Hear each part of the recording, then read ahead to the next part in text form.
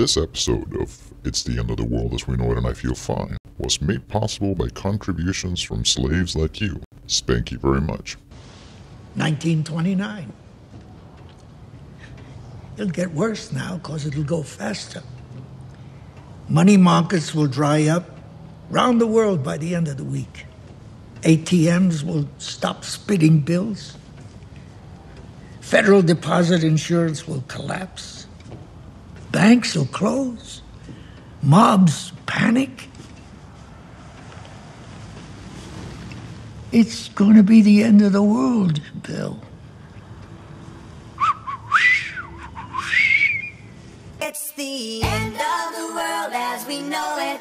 I feel fine. Good morning, slaves, and welcome to another edition of It's the End of the World as We Know It and I Feel Fine, your source for insurrectionary inspiration for the new year. You're all pretty much fucked. I am your host, the Stimulator, and this is your 2010 Riot Roundup Report, Part 1. On this edition, we focus on the motherfucking Canadian resistance. Peeps in my hometown of Vancouver set the tone for the year by keeping true to their promise. Riot 2010. The motherfucking resistance interrupted the Olympic spectacle with two successful disruptions of the torch relay, followed by a massive demonstration in downtown Vancouver. I want to also talk to you today about the supposed green games. Do you think the games are green? I don't think so. Green means money to the games. That's all they're about. What we really want to talk about here today is that every single thing that the Olympics is involved in, the corporate sponsors, the federal government, the provincial government, the Olympic infrastructure, all of it is destroying the environment. On the opening day of the 5 cock rings of death, an action called the Heart Attack was unleashed on the cancerous corpse of the city with the intention of clogging the arteries of capitalism, i.e., block motherfucking traffic on the opening day of the games to wreak havoc on the corporate Trojan horse that was invading our joint.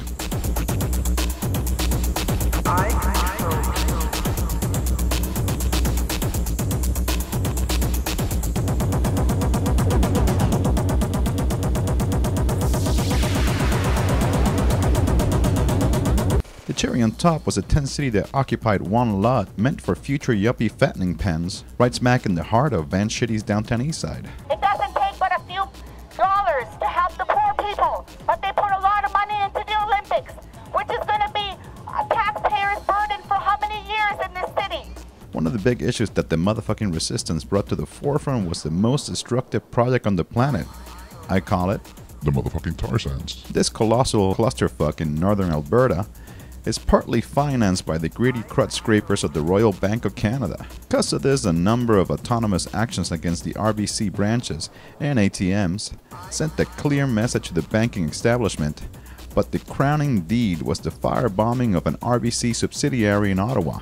3 people were arrested and charged in connection to this incendiary act, but more on that after the break. In June, the puppet masters of the planet planned a party in the Canadian megalopolis of Toronto. The meetings of the G20 funneled over 1 billion loonies into a security apparatus that was supposed to intimidate any troublemaker who wished to piss on this capitalist parade.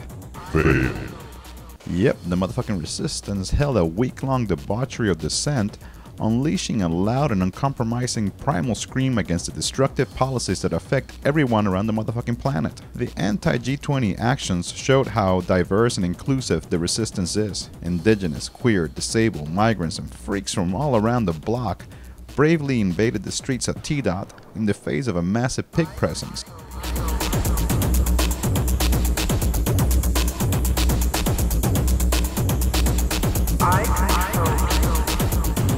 This all culminated in the biggest embarrassment that Canadian law enforcement has ever experienced.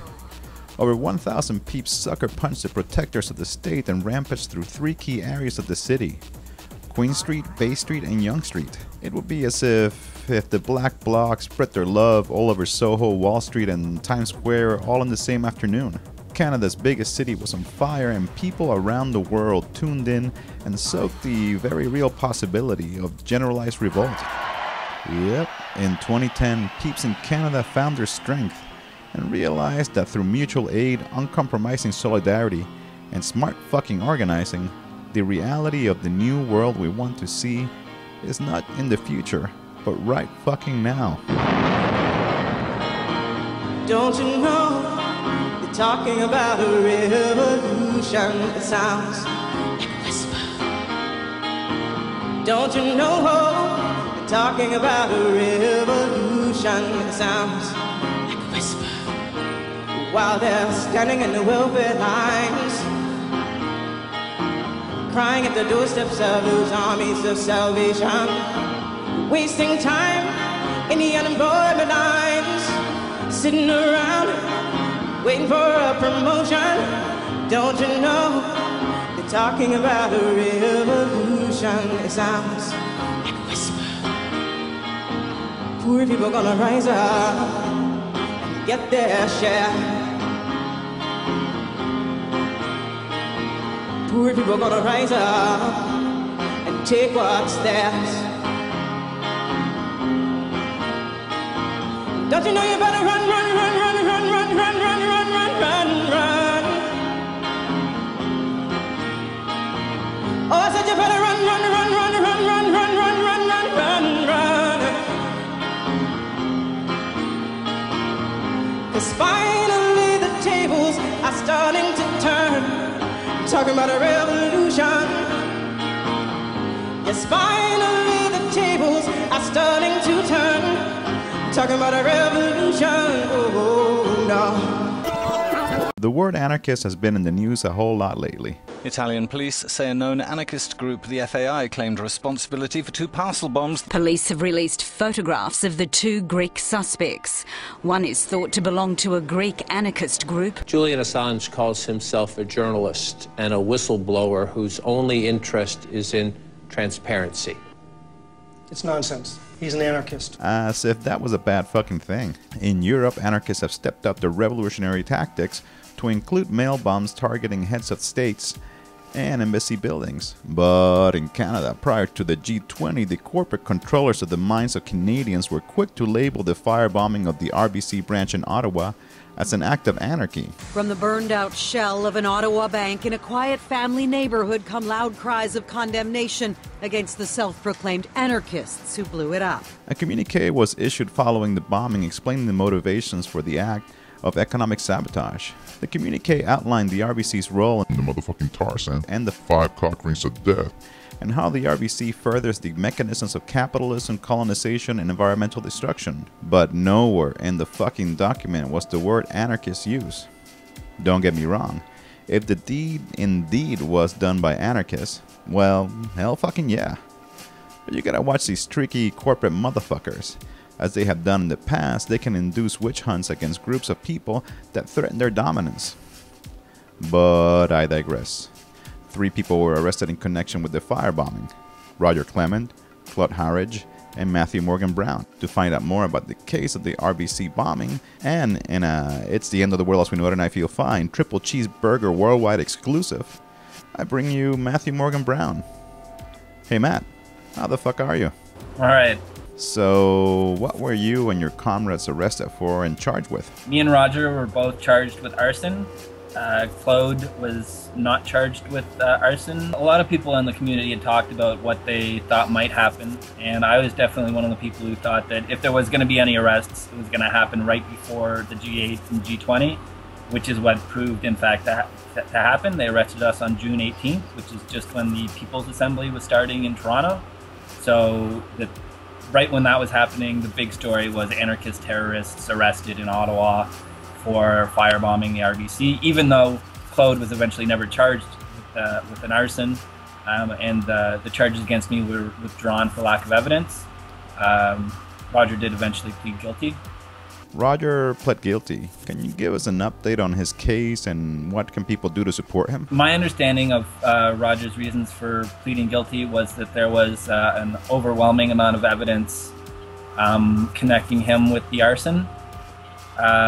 He chose to plead guilty in order to save the court's time, in order to take responsibilities for his actions. Roger pled guilty to one count of arson and one count of mischief over $5,000 for 2 separate actions. He never gave anybody up. We want to make sure that people keep Roger in their hearts and minds. They can write to him. We've seen a lot of infiltrator activity in the movement as of late. Did the work of infiltrators affect your case? There were statements made during the bail hearing where there was proof that there was a guy who called himself Francois Leclerc, who I organized with. He was part of a group that I'm involved with, the Indigenous People Solidarity Movement of Ottawa. He was around a lot. He was asking a lot of questions after the firebombing happened, attempting to entrap us, attempting to do whatever. He talked to a lot of people, and he was clearly, I mean, we were suspicious. I was suspicious. A lot of us were suspicious about him before that, and became more so afterwards. He never got anything. The media attacked the RBC firebombing as an act by anarchists, but nowhere in the communique was there any mention of anarchism. Are you or any of your co-accused anarchists? Yeah, as far as I know, there's no evidence that the people who wrote the communique or who did the action were anarchists. The one person who pled guilty is a communist. I'm an anarchist. But they like I said, they dropped my charges for lack of evidence. And the other person who was arrested, as far as I know, doesn't subscribe to any specific political philosophy.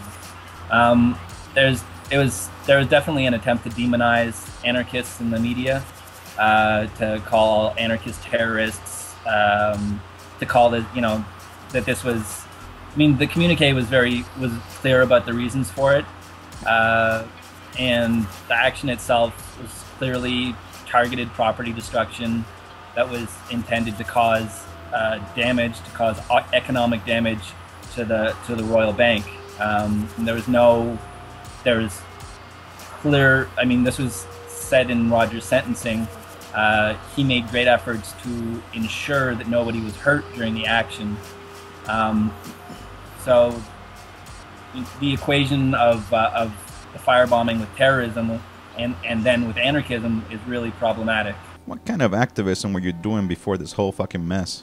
We do a lot of support with the Algonquin community of Barrier Lake, and we've done a bunch of stuff around missing and murdered Indigenous women. It's over 582. Probably heard the number before. And we've done support work with the Arctic Algonquin. We do a lot of different things. And what the fuck are you going to do now? Well, I'm back at work. I managed to keep my job through it all, which was nice. Thank you, QP 1281. It's my local. I'm gonna work, and I'm back organizing with the IPSM, and I'm organizing with Ottawa Movement Defense, which is the group that's there to support the June 18th defendants. At this point, supporting Roger and Claude. And I'd like to find a way to connect both of the things, both the work, the Indigenous solidarity work I'm doing, and the June 18th support, with connecting that with broader support for political prisoners and support for prisoners more generally. Thanks, Matt. And that about does it for this edition of It's the End of the World as We Know It and I Feel Fine. Many thanks to those who sacrificed their new eye poop so that I can continue rabble-rousing. Steven, Samantha, James, Nick, Drew, Zachary, Matthew, Laura, Gerson, Sondra, Savitri, Carlos, Peter, Will, Heather, Corinne, Carol, Jesse, Margaret, and Joseph. Romayo. I also want to let you motherfuckers know that the NSIF tour is set to kick off this week, so go to nsif.com for tour details. And stay tuned to stimulator.tv for part 2 of our special report, Riot 2010. Happy motherfucking New Year, suckers.